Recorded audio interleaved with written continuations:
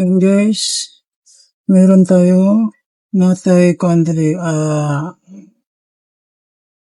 San Goku SS5 bootleg. Ang ganda yun guys yung ano niya. Ito guys, stand lang ito, hindi ito naman kasali sa laruan. Ginamit ko lang, or gamit lang na ako para na siya isang tigan. Hindi man siya matuwad man po. Minat mo siya na stand. Yan guys, may buntot si San Goku. Shot yan. Lahi lang siya guys, no, kay puti na yung buhok. Maybe tiguang na git siya. Or inani git siya pa ng SS5. Kay Saiyan 1, Saiyan 2, Saiyan 3, Saiyan 4. Siguro mana niyang Saiyan 5. Grabe guys, no?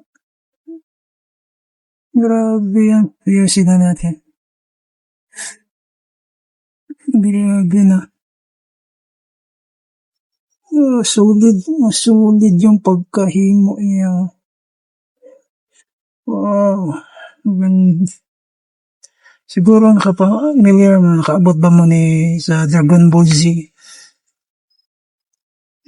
Siguro nakapamilyar mga 90s, batang 90s, or may na batang 90s or 2000 na. Pero man siya guys, hindi ka lang natong barato kung kinsa interested, ganyan mag-collect. Goods na siya, wala ko nakita ang damage niya. Kung mga